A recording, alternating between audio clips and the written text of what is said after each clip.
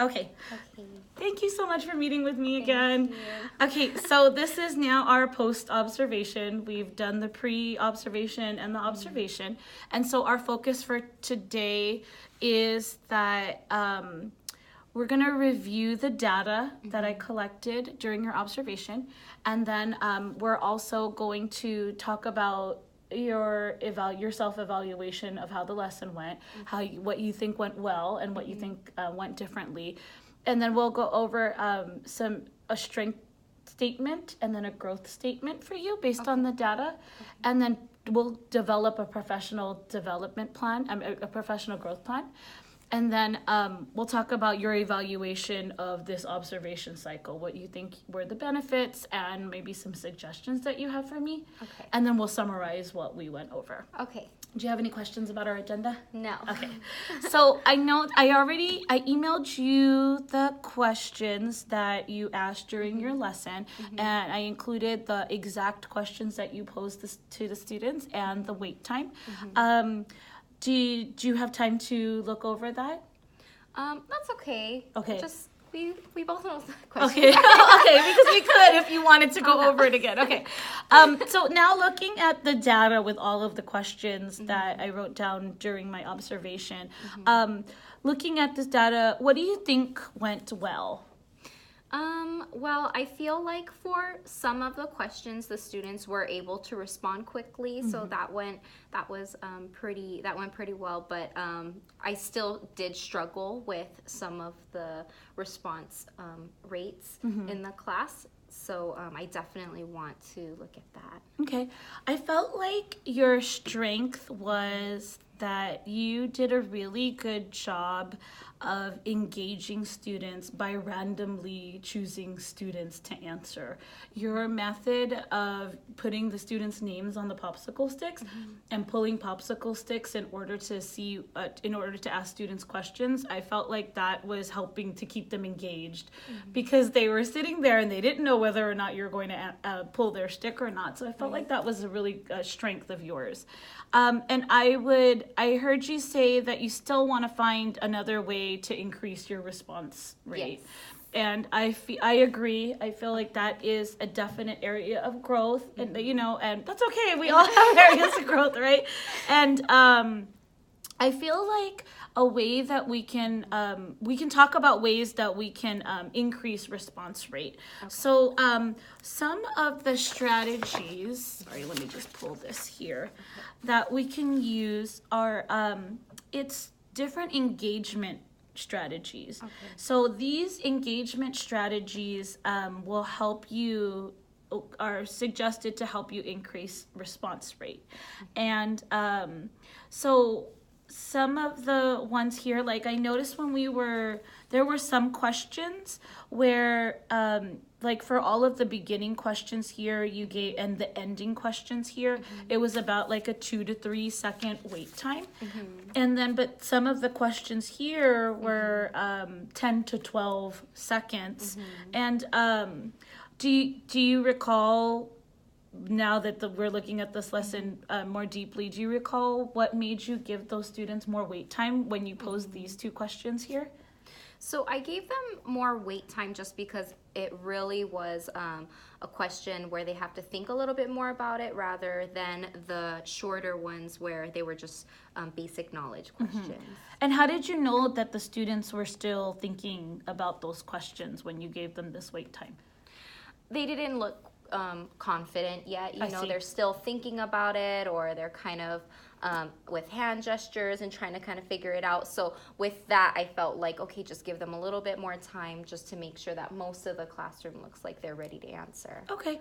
And one of the areas of growth that I would suggest is that maybe providing expectations for your answers. So for example, I like that you were giving them, it was really great that you were giving them the wait time there because you could see that they needed more time. But maybe if you had a classroom signal for like a hand signal, like thumbs up, I'm ready to go, I have an answer, or maybe like thumbs down, I really just don't understand what's going on, or like thumbs in the middle, I'm kind of understanding but I need a little bit more time. So maybe if you used a structure like that, it could help you better gauge how much more wait time the students needed.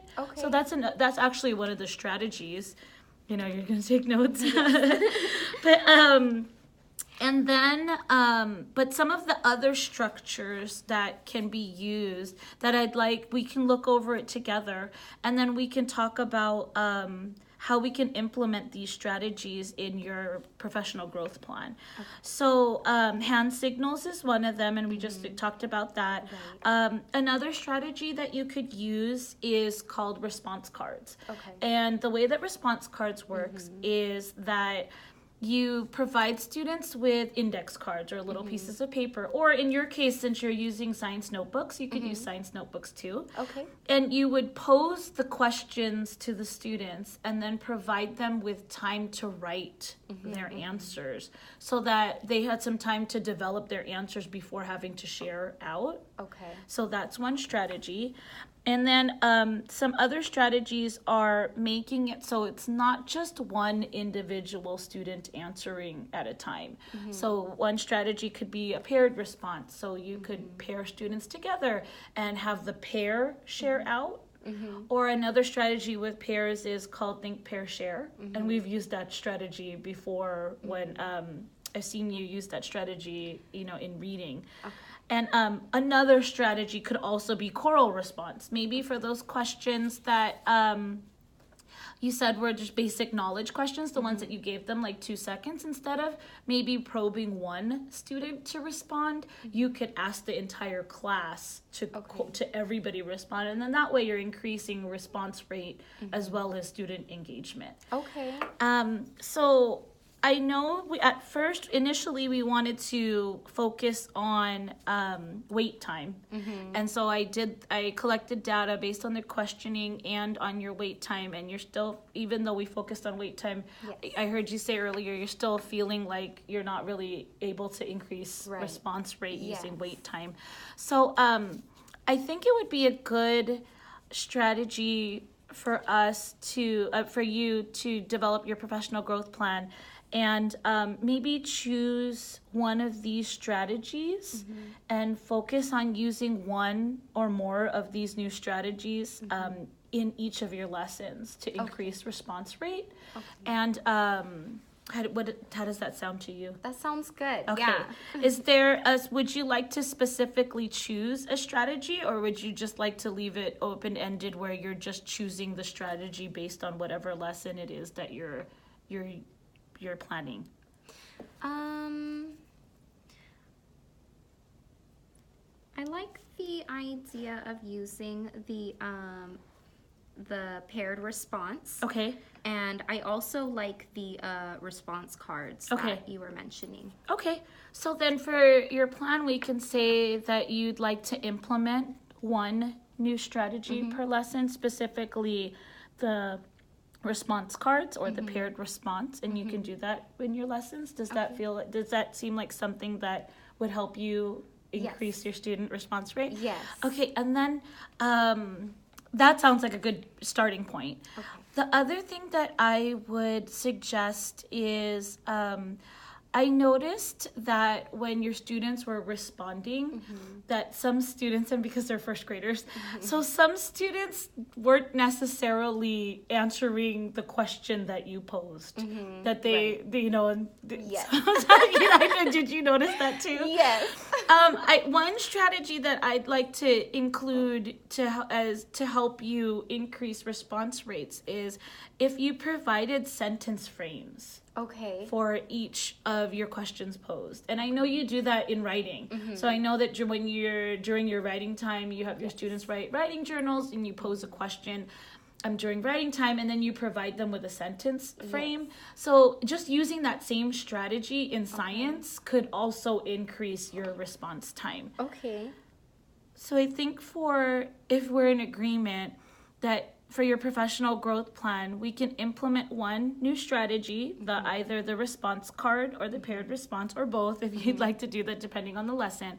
And then also mapping out your questions so that you can write sentence frames for those questions that you plan on asking during your lesson. Yes, that sounds great. Okay, so now that we've talked about that, our next step is to talk about your evaluation of this observation cycle. Okay. So what benefits did you get from this, and what suggestions that you have for me in the future? Okay, so the benefits, definitely knowing that I was going to be observed. I felt like I really needed to focus on these questions. Right. So I was sure to provide a lot more questions than I usually would. Yes. And I think that was beneficial to the students. It definitely put pressure on me to plan more for that. So I thought that was really beneficial for me. Okay. For the suggestions, I don't really have any right now. I just feel like you were so helpful. Thank you so much. You. So.